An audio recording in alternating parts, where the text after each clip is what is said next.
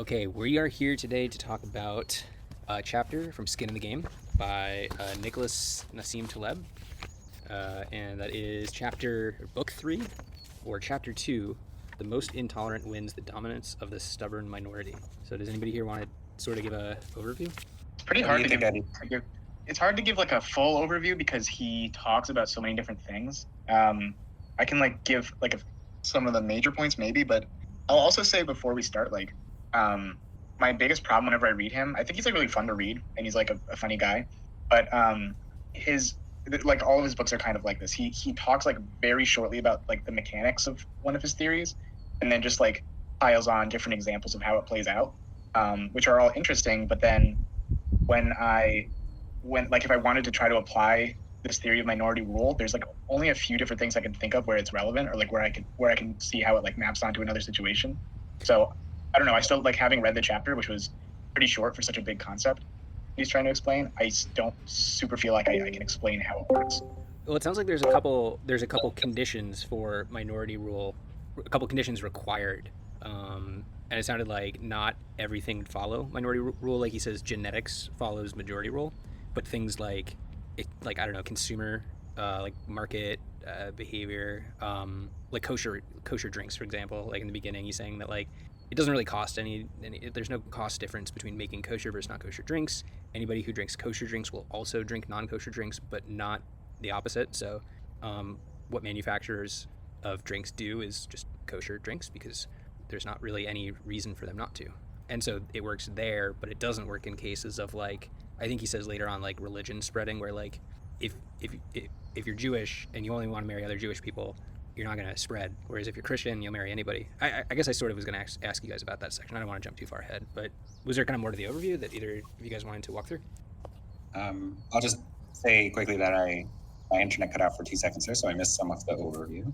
But Well, I think just to go a little further into what you said, Michael, in case we have listeners this week, it's that minority rule. Basically, he talks about how small populations of like as low as 3 or 4%, there's an asymmetry to their opinions, and there's certain situations in which the opinions of a small minority can become the dominant position. It seems like usually through like the apathy of the rest of the group. So, like you mentioned, Michael, I'll take an example that I found from my life. Maybe I eat mostly vegan, or pretty much vegan, and it's really easy to find restaurants that have vegan options because I think like pretty much all restaurants will have one, because they know that if you're in a group of 8 people and there's one vegan person, they're only going to go to a restaurant that has 1 or 2 vegan options. So now the default is generally that a restaurant will have vegan options, even if like the majority of the population doesn't care. right, I think that's a good example. So I think that's like, and then he goes into like a ton of different other examples of that are like adjacent to that idea.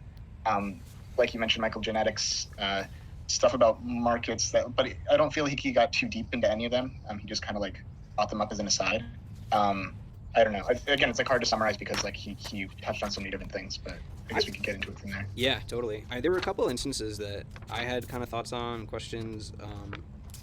I don't know. Do you guys want to just kind of dive into different parts? So, I would oh yeah, say that there is a unifying theme here. I think in summary, it's really like a one-liner, which is like if there is a minority, just like we're discussing, if there's a minority opinion, and oftentimes it takes on the overwhelming, everyone needs to abide by that opinion.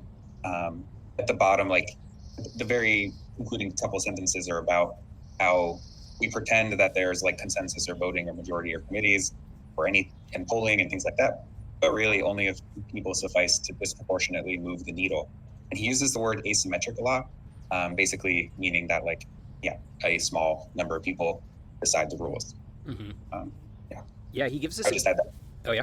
That's it. I'll just add that to the summary, the asymmetric bit, which maybe has like a bigger implications, right? Like this is a chapter in a larger book, and I wonder if he goes into sort of like this sort of history of humanity of frequently being ruled by very few people. Yeah.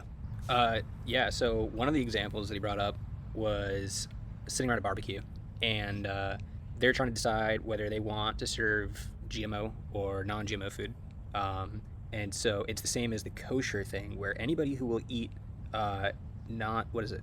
Anybody who will eat GMO food will also eat non-GMO. But a lot of Right. people don't like the idea of genetically modifying organisms, and so they just don't eat GMO food. So if you're throwing like a little picnic and you want to invite this family, well, inside that family it starts off there was like a daughter, and she decided she's not going to eat GMO foods anymore, and that made it kind of difficult for the family, and they just I didn't even make it difficult, I guess is the point, that they just all adjust because she is the vocal minority, and she ends up controlling this like little domain, or I guess this little environment or bubble. But then that bubble acts as like a vocal minority inside a larger bubble. So like if that family gets invited to a local cookout, then they're the family that doesn't eat GMO. Everybody else does. Everybody else adjusts, and now all of a sudden the entire cookout is eating only GMO. And then that in itself like goes up a level where like the local grocer only starts carrying non-GMO, and then that ends up bubbling up to affect a market. So I thought that was kind of interesting. I thought that there's kind of like a dependency there, which is that like there has to be sort of this vehicle for like upwardness. I'm not really sure the best word to describe it, but like the family has to get invited to a cookout.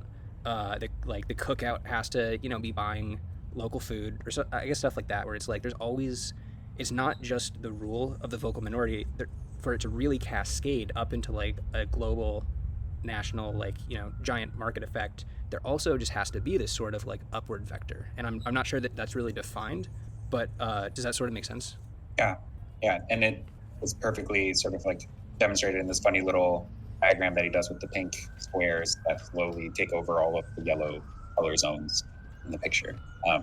Like basically, like you're describing, like there needs to be some vehicle that makes the pink square turn that first yellow square all pink, and then there needs to be yet another vehicle that turns all the other yellow squares completely pink. It kind of, I guess this might have a little special mechanism. I don't know. It kind of reminded me almost of gerrymandering. I don't know if it's the diagram that I'm just kind of seeing it with this other sort of squarish rectangular visualization that people use, but like, I wonder if it's where you have, it might be a separate rule, but do you know what I'm talking about, where you basically have like small enough sections of like supermajority that you then sort of pair with like big sections of like very little people, and then that weights equally with sections that are just more equally distributed, and so each individual section ends up turning the basically the minority. It has to be like, I think, a pretty close minority. I don't know how, if you can really do it with like a 3% minority, but if it's like a 40-60, then you can end up creating the like all sections together, creating like a bubble where it leans towards the minority. I hope you've seen the diagram I'm talking about. Sorry, what was that, Eddie? I was gonna say, I just hope you've seen the diagram I'm talking about. But oh yeah. What were you gonna say? I want to say, I think gerrymandering is a perfect like starting point for the criticism of this argument, because in the case of gerrymandering, usually what you're stifling is a minority opinion, right? Like if you have a state that is 40% Democrats and 60% Republicans, with very simple gerrymandering, you can turn that state completely red, right? Even though that's not an accurate representation of its population. In fact, that's what we do across this entire country, right? Like most states are pretty closely divided, but depending on your governor, you're red or you're blue. So yeah, I think that sort of starts to break into it. I think the vehicle that you discussed earlier with the GMO thing is a good starting point, because some things have a vehicle. I'd argue most things don't have a vehicle. And for the most part, minority opinions are not represented in any sort of like tyrannical way. For the most part, minority opinions are in the minority. There are these small handful where like the braces of the market, here's a good example. Oh, sorry. Did they manage to turn a 60% blue into 100% red? No, they got it to 3 red and 2 blue. But you can easily see how this could also be turned into 5 blue, exactly. 0 red, right? Yeah, I think it works both ways, but totally, yeah. Yeah. I'm following though along with what you're saying beyond that. Yeah, like I really don't. So here's the breakdown of my criticism in the simplest terms possible. For some reason, this guy Taleb has inserted the word minority into a conversation about tyranny is bad, right? Like tyranny sucks all the time. But if you have a tyrannical minority, it sucks. For the most part, we have a tyrannical majority, and that also sucks. Like I don't really get the inclusion of minority in this equation, because it's like people who have stubborn opinions, people who insist on a certain way of being, religion being the primary example, right? Like the most stubborn among us are the religious, right? And that always sucks to have to compromise with, because you're dealing with someone who has a hard line versus those of us who do not have a hard line. Whether we're in the minority or the majority, we don't have a hard line, right? But maybe we wouldn't have I really don't get what he's getting at here. Like what? Yeah. I feel like the next chapter where he uses this argument as a point, but I think it's an invalid point. So you're saying that maybe we only have to tiptoe around religious people, even though they're intolerant and stubborn. If there was a minority of them, it wouldn't matter. It only has an effect on us because also the majority of people are religious. No. Okay. No, what matters is that they are intolerant. Whether there's a majority or a minority of religious people, if they are intolerant, then we still need to tiptoe around them. Okay, so it's just not. Did he say we need to tiptoe around them? Because I feel like at the end he was making the point that he was calling Salafi Islam intolerant, and he was criticizing the way American cultural values say let's be tolerant of all religions. He was saying that is ineffective. Like if you use a policy of tolerance towards intolerance, it's going to end in I think he said disaster for the Western world or something ridiculous. But I mean that sounds accurate. Popper's paradox of intolerance. Okay, so wait, let me give a counterexample though, which is a group of people that are very intolerant, and it just doesn't matter for anybody in any material way, which would be like maybe flat earthers or like fringe conspiracy theorists. And there's just so few of them that we make, I don't know, they're maybe, do you feel like there's a material effect on us from them? As maybe it's just less of an effect than it is with other intolerant groups that there's more of? Yeah, that's a good point. I mean, I wonder if he named 3%, right? As the tipping point. Maybe that percentage actually sticks as to when something matters. I personally do not know any flat earthers who know my life is not affected by them, other than every once in a while as the Netflix special comes out, I have to watch it. Yeah. Well, I don't think you can have a fixed. Oh, sorry, Eddie. Well, I think for flat earthers, I think the conditions by which they would affect our lives would be, first off, there would be enough of them to meet that 3 or 4% of the population, which I really hope we're not at. But also that I think our society is generally intolerant to them. We kind of ridicule them. And also I don't think I don't even know what their agenda is, what policies flat earthers push. Wait, are we the intolerant ones? Sorry? Are we the intolerant ones here? Yeah, maybe we're the intolerant. That's what I'm trying. Well, I mean, I think generally, yes, people are. What is that? No, I'm sorry. What were you saying? But then also, it would have to be we would have to be fairly neutral to their policies. We'd be like, well, we don't. Our preference isn't for the flat Earth policy, but I'd rather vote for the flat Earth. I'd rather be on the side of flat Earthers than the other side. Yeah. That's when their voting bloc would have influence. Yeah, I guess that's not a great example because that's not really something that you can be impartial to. I would question that it would ever be a fixed number because of this vector thing or this upward vehicle that we were sort of talking about, where it's I feel at certain levels you actually need to have a lot of people to have an effect. For example, if or maybe there's even just I don't know, it's a exponential curve where once you hit a certain threshold, then it just takes off really quickly. But think of what his theory is. It's not that you're not converting people to GMO. It's that you're a small group of people, and the growth of people using GMO products grows exponentially because of the minority. Yeah. So it doesn't you don't become the majority at converting people. It's just that your preference spreads mimetically.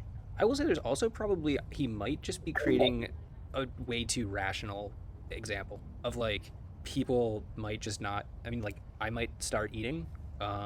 Let's say I don't have a preference on GMO versus non-GMO, and I'd start going with the vocal minority of non-GMO, and then I just might find brands I like, and then I just keep buying them, and then I have the later option of non-GMO food, but I'm already in my routine, or just it's not really an ideological choice based on what is rationally available. It's more of just you don't always make rational decisions. You kind of just go on autopilot for a lot of your I don't know. True. Can I also say how ludicrous it sounds being a vegan, the idea that because I'm vegan that suddenly everybody else only eats vegan at barbecues or something, or just has grilling zucchini or whatever. I don't know. I feel it's the exact same with the GMO argument. You might buy a few organic things to appease, or even they bring their own food or something. I think it's kind of funny because somebody's willingness to choose what's not their direct preference is not it can still be a little bit of a choice, right? If I kind of want to eat meat, but I really want you to be at my barbecue, then that's different than I kind of want to eat meat, but I'm inviting some jerk who happens to be vegan. I agree. I think that in a lot of ways, inviting a vegan to your barbecue is the invitation stands, right? Like you have elected to invite a vegan, and therefore you're like sort of receiving their veganism as a gift. You're like, hey, let's like spice up this barbecue with something beyond the norm, and not like a tug and pull the way that this guy is like doing it. It's just like, I think the markets thing is interesting because of capitalism, right? Like, absent capitalism, would all products suddenly become on GMO given this example? Like, I don't think so. I think absent capitalism and absent like distribution systems, if we could all just snap our fingers, get whatever product we want in front of us, and the people, whether it's a veganism or a GMO thing, everyone gets whatever they want, but that's just not how distribution systems work in the world. So you're right, that's the vehicle, right? Like that's the market is the vehicle in that, with that one and with the kosher thing. Also, do markets just perfectly respond to like, I don't know, demand? I mean, it's sort of like, let's say there just wasn't a huge demand for GMO food, but there's still like people, special interest groups lobbying for GMO, and like there's still gonna be an effect from that, even though it doesn't necessarily reflect what people want. I don't know. I'll interject with one thing. Yeah. Sorry, really quick, which is like, I don't want to necessarily defend Nassim Taleb because I think he has a lot of hot takes and I have a lot of criticism from the. I want you to, because I feel like one of us has to, because Nathan's not here. I'm gonna kind of defend him because I've read about half of the Black Swan, and his whole thing, like I don't think like any of these like this chapter is like going to be about minority rule, and then the next chapter is going to be about something else completely different. It's kind of like an arrogant guy who sees weird, counterintuitive systems in the world, and tries to point out ways that they play out in ways that like traditional scientists. I don't know if you like read in like he kind of like dumps on economists and scientists and like anybody who calls himself a rationalist. He just tries to point out ways that there are like systems in this world that are completely counterintuitive and that we're not taking into consideration when we make predictions. Yeah, that's cool. So, I like that a lot. I don't think I would ever. I assume, and maybe I'm giving him too much credit, that he doesn't think minority rule is like this universal law, and that minorities have been make sure I'm phrasing this right. Like people with minority opinions have been like controlling the world for all of time. Well, so yeah, what is his project? Like, what is his thesis here? For the whole book, or just this one chapter? I guess for this, if they're standalone, then just for the chapter. Maybe thesis is too narrow. Like, what is his project? Like, why is he doing it? Besides just it seems to let he talks about flaneering, which I had never heard before. I've only read it in his books, which is like walking around a city. His whole thing is just like walking around and trying to think of ways the world is weird. And this is one way he's like, well, look at this. I do think there is some merit to some of the things that you can find, especially the beginning of this chapter. I think he's like hyperbolic when he talks about GMOs and how the neighborhood grocer isn't gonna change their selection based off one person. Like it'll never happen. But it is interesting how like yes. Actually, can I bring up an example? Like the one thing I could think of that this maps onto. Yeah. Mm-hmm. Would be I was thinking about, because he also talks about something called like headwind at the beginning. I don't know if you remember. He talks about like there's also going to be a group of people that see you as invading their values when you oppose a certain thing. I kind of forget what example he brought up was, but I was thinking about how in TV, and I think this is a good thing, just to be clear, but there's now a preference to have TV and movies to have like a high degree of diversity in ethnicity or race or religion. And I think that's because there are groups of people that will choose not to watch something because it does not have diversity.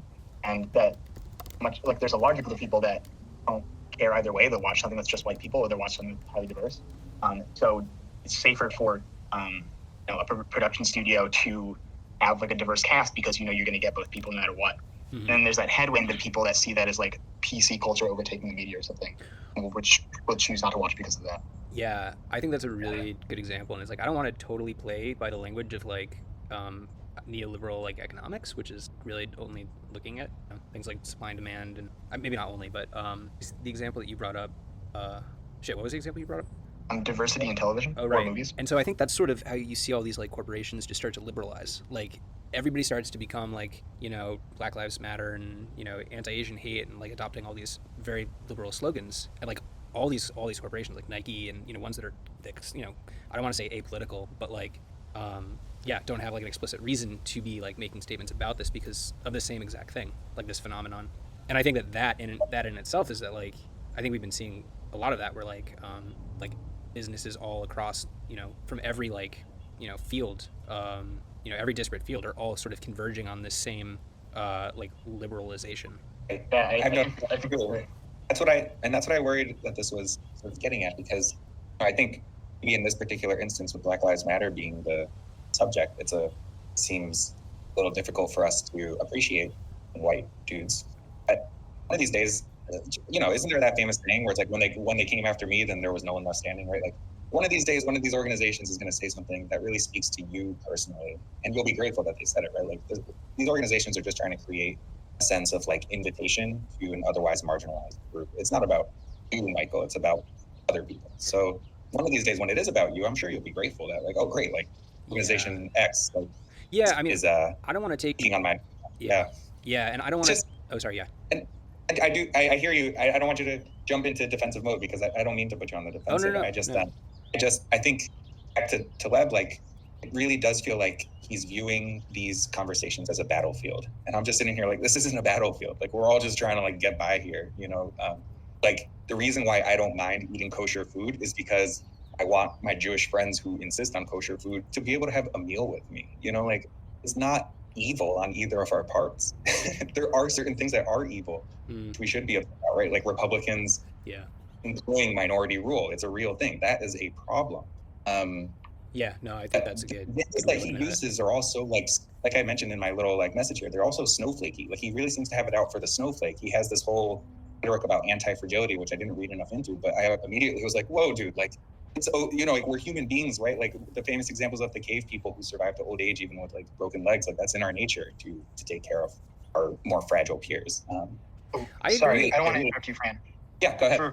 For fragility and anti-fragility, that's his last book. It's not about, and I think he probably does have that out for snowflakes in some way, but when he talks about anti-fragility, that's like a concept that he created, which is saying there are certain systems that are fragile, which means that uncertainty can hurt them, and there are certain systems that are robust, which means that uncertainty doesn't hurt them.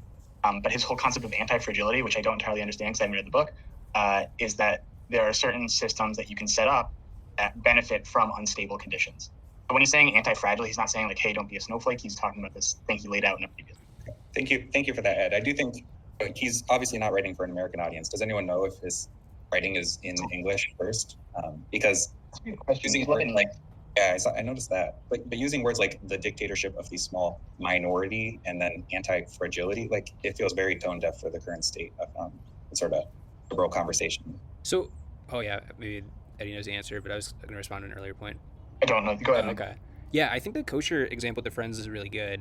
What I'm kind of interested is like when it shows up though in like places where like empathy just isn't even like it wouldn't explain the behavior. Like I guess I don't know, maybe that's a little too pessimistic. I'm just trying to think of why.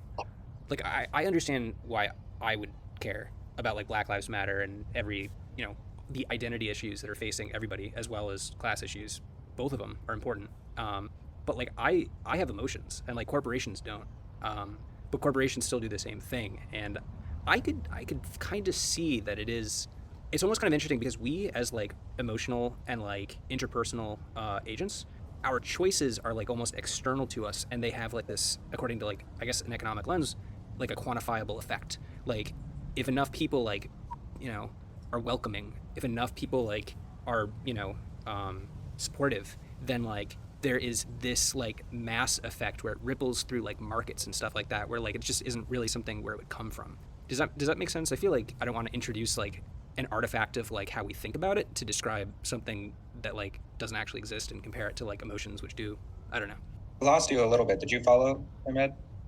Not entirely. Okay, sorry. I guess I was just tying it back to like why this last two sentences. I was with you right up until the last two sentences. I was just desperately trying to tie it back to like Stitch Fix, for example, my company, like being very vocal about Black Lives Matter is different than me being vocal about Black Lives Matter. And I'm just musing about whether it's fair to compare the two and distinguish between them. Like a full-on neoliberal wouldn't say, or a neo-con, right? Like wouldn't say that you're both corporal. You're both you both are your opinions. But I think we in this chat would say, yeah, like the Fix is out for dollars and you're out for life fulfillment. So yeah, then it does get. I mean, yeah, it's very easy to be cynical about the. Well, it does feed back. So it's, I mean, honestly, it's like I think more people are empowered to be vocal about supporting only like Black Lives Matter, or rather like voting, or you know, what is it, voting with their dollars. They're more empowered to do that when they think it's going to have more of an effect anyway. So it's like it's a feedback loop where the more things start to move, the more people join, and the further and faster it moves. So you can't take out that one part of the equation. I guess it's both like on the personal and the market level, or sort of playing back and forth. Yeah. I mean, I think one obvious, what this all is evidence for is that across this country, liberals have more expendable income than Republicans. I think is really where we're landing. Oh, that's interesting. On why that comes out the way it does. Huh. You know, we're the liberal elite. We're the ones with jobs. You know, our federal taxes go much further than southern states' federal. Okay, wait, but that's really interesting because I don't think it could ever be happenstance that one side of the American political aisle would just happen to be the richer one, right? Like that has to be part of whatever structure keeps. I don't know. Would you say that the Democrats or the Republicans are one is more powerful than the other? I think I have a. What do you think, Eddie? I have a very skewed perspective, and I'm frequently proven wrong when Trump wins the election, for example. So, I'm not qualified. I'd like to hear yours, Fran, and I'll keep in mind that we're all just people. We're all just human beings. I think the financial centers in this country are Democratic, right? Like New York City is the biggest example. Like I think liberalism is ever since modern liberalism, right? The neoliberal vision is the most functionally economical. Like I don't think a purely Republican system, as much as they take corporate donations, I don't think they're actually as good for that system. Yeah. At the end of the day, like Obama was all about the TPP, right? Like the Trans-Pacific Partnership. The global trade during Bill Clinton and Obama far outweighs what happened during Bush and Trump. I think Democrats are the functional capitalists. Yeah.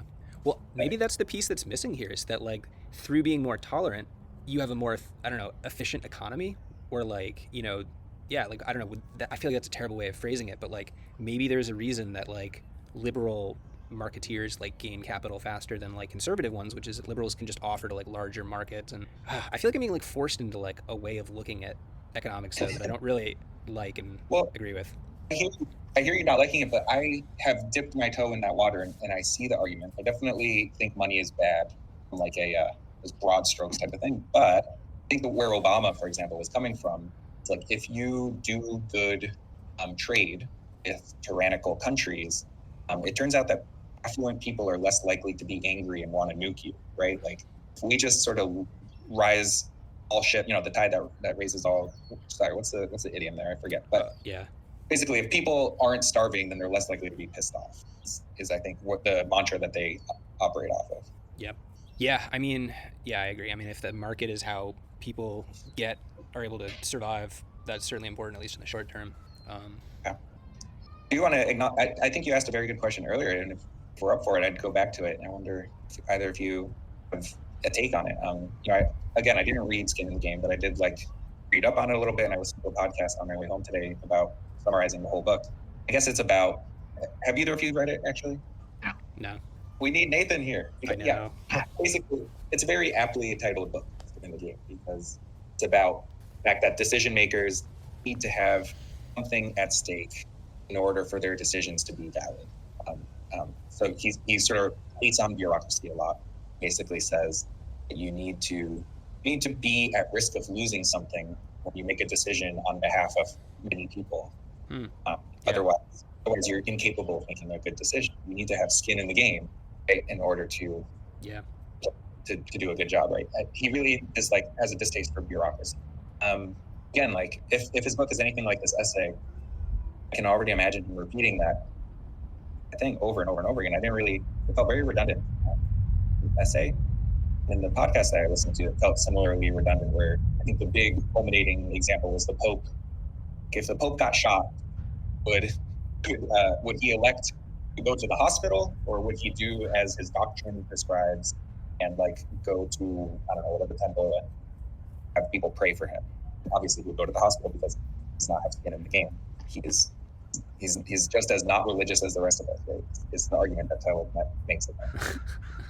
But I'm sitting here trying to think to myself, what does this tyranny of the minority have anything to do with skin in the game? I feel like this is a pillar in that argument, and I am not quite connecting the dots.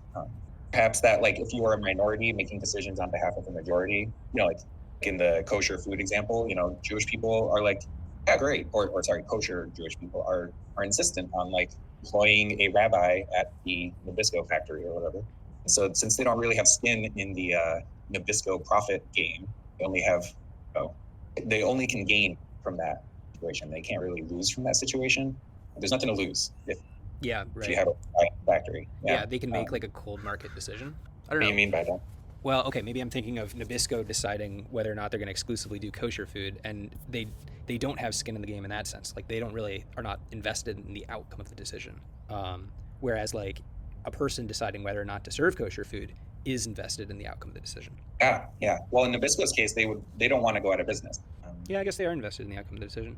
That's interesting. Yeah. I mean, yeah. But Jewish people don't care whether or not Nabisco goes out of business.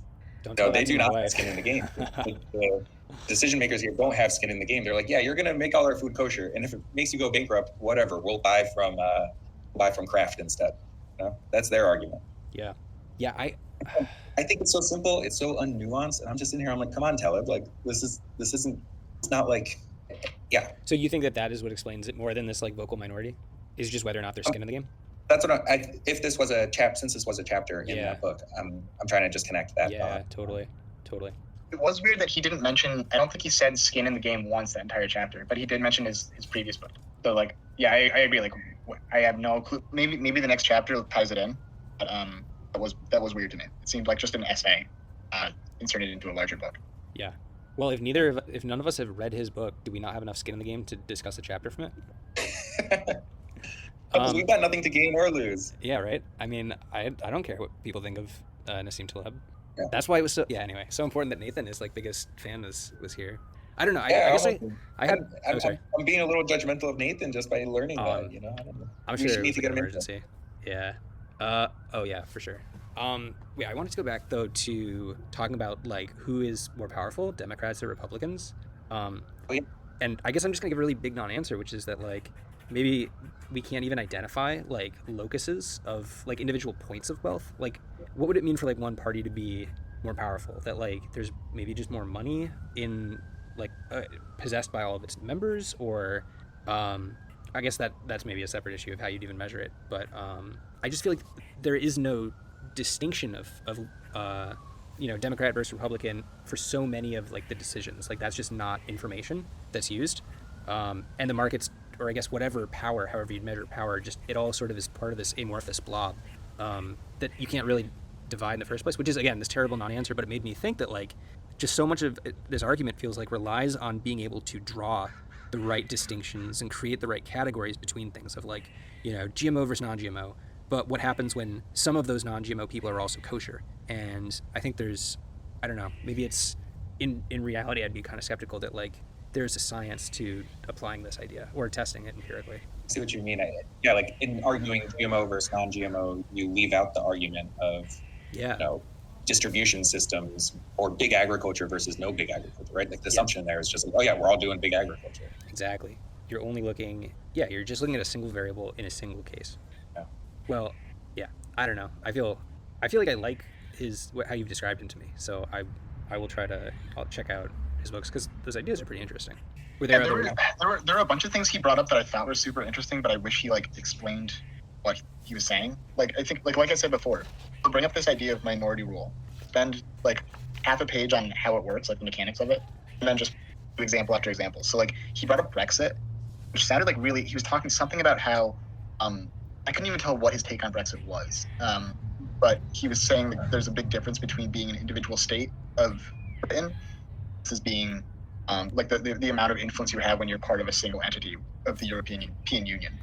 And he said like that's the reason that Brexit happened. And I wish he like it was like literally a paragraph, and I wish he spent more time on it. Did anybody pick up on that? Yeah. I saw that same mention, and I wasn't clear on which side he was on either. No, and I don't know if he's necessarily trying to like take a side, but I think he's trying to explain why why Brexit ended up happening, why Britain Brexit. He didn't explain why. And the same thing I thought was interesting. He was saying, and I think this is true, that when like a book gets banned, it's because of like a vocal minority of people that are intolerant of that book. Is the reason it gets banned. But he didn't explain like how the mechanics work. Like why is it that the vocal minority is enough to pressure, or like I think he brings up Bertrand Russell getting fired because of a single letter. Why is that person able to get somebody fired? Okay, I think I can explain the Brexit one. The vocal minority in the Brexit case are people that don't want to buy goods from the EU, and so probably most people don't care if this thesis is true. But there's some people that just won't buy, eat, use, whatever anything from the EU. They only buy British, and that ends up having a spiraling effect upwards of, I guess, yeah, if there's enough maybe of a perceived British market, uh, then I guess, yeah, I'm missing the final step of them actually detaching from the EU. But anyway, you also brought up another good example. I'm Yeah, missing that. I just couldn't figure out why, like, because it does happen that way. Like, he's correct that. But what's like the like in the Midnight Kitchen that just had like a naked kid in it, the children's book. I used to love that book. But like it got banned from a ton of libraries because pretty like not that many people care. Don't care either way. Like nobody's like I think a massive like defender of Midnight Kitchen. So now we see like the Dr. Seuss book. People care when the left. Right. In those cases, I think maybe there's also like a risk navigation that those organizations are doing, like when they take a book off their shelf. Maybe something's not a problem yet, but they are pulling it off the shelf before it becomes a problem. Right. I think that's. Yeah, I can. Michael. Oh no, what were you gonna say? Oh, I was gonna say like it reminded me of I have a friend John who listened to like really kind of gross talk radio all the time, and I don't know if you know the Opie and Anthony show. They're like next tier down from Howard Stern, and one of the hosts did something like said like some profoundly racist stuff on Twitter, and his show got canceled, like the whole show like that was running for 20 years, and John was like really upset about it, and he was like, I don't understand. Like, why does Sirius Radio think that this won't just blow over? Like, who cares? I don't know the answer to that. Like, I don't know Okay. what the pressure is to like can't because it is an extremely popular show, it's kind of a cash cow for them. I'm gonna. Oh yeah, sorry. That's all. Yeah, I was gonna say I'm gonna try to give an answer for that, which is that banning is a different case. Like leaving the EU is like a ban. Like that's like a political action. Like banning books is a ban. Banning, Opie and Anthony, or canceling it, and like that's something that happens from in this. And I'm not like defending his view, but I'm trying to use his words. Happens in majority rule. So there already has to be a majority for like I guess action to take place directly, like direct action, but something that is indirect action, like building up a market effect, like what could be done by maybe a minority. Like for example, like if Opie's Twitter thing came out like today, and really truly like only a few people were offended, it probably wouldn't get banned. It like had to, and I don't see it ramping up through like market choices. Like it's not like, oh, I want to invite Michael to my party, but he doesn't listen to Opie and Anthony, so I'm just not going to play it. It's like, no, this is like a very different mechanism than like that first, when he's describing. I guess one way you could see it is almost like I think you said a minute ago something about just like damage control, like making sure things don't spiral out. Like like Sirius Radio. I think it was on Sirius Radio. Like the odds of it becoming like a big thing if they just left it on the air are like maybe 10%. But if there's a 10% chance that like it blows up into like a massive thing that Sirius is keeping them on the air, and then they lose like a huge portion of their market share because it becomes like a social cause, and then they fall to another. I guess like it is kind of damage control. Like if there's a small chance that our entire business goes away if we don't ban this show, we might as well. Yeah. Speaking of banning shows, did anybody want to like offer last thoughts? I've got to run in just a minute, but sorry, Fran, I saw you just came off mute. Should I offer my last? I've got a little bit of a longer one. Yeah, go for it. Oh, it's on a different subject, one that we came off of a little while ago, just more on the political financial edge. I think one more grace for Taleb here that I think we can all appreciate. What I gathered from from the podcast that I listened to about the whole book, that he's very critical of how the 2008 financial crisis went down. Basically, the skin in the game argument is that we had financial institutions that did not have skin in the game, like whether or not they, whether or not someone's mortgage didn't work out or whether or not the entire economy collapsed, most banks in this country were like, yeah, we'll get bailed out anyway, right? Like the too big to fail mentality is really problematic, is his core thesis, right? Which is like, oh, actually those banks need to be bailable. Otherwise, what are you saying here? He is famous for being one of the people who shorted the market in 2008. Damn, I did not know that. So that's his like claim to fame besides his book. He benefited. Yeah, I think having skin in the game, right? Like getting bailed out is problematic in his perspective, and I think we can all agree with the way the banks were bailed out in 2008 was problematic. And then also with this, concept of the intolerant minority, it's definitely similar with how the how the 2008 financial crisis went down, right? Like none of us, the majority of voters, the majority of people, were not on board with banks getting bailed out the way they did, and yet the strong minority insisted on it, and it worked out. I don't know.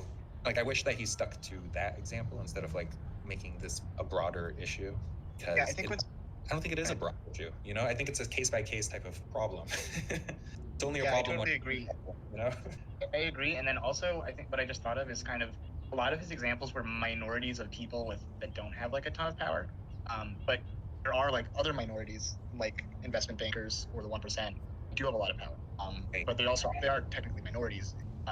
So it might have been more helpful to say how. But like they're only minorities, like their population, not in the amount of power they have, I guess. So maybe it doesn't work for his theory. Michael's checking on his baby. Yeah, I guess. Yeah, I really wish we. And next week we're just gonna make him respond. I'm sure he'll have. Yeah. I think that's right. I'd love to hear Nathan's take on it. I don't know. I think this was a good length. I didn't have too much of an issue with this. I think I don't know. gonna stop. A chapter out of a book. I'm sorry. I'm gonna stop it. Yeah.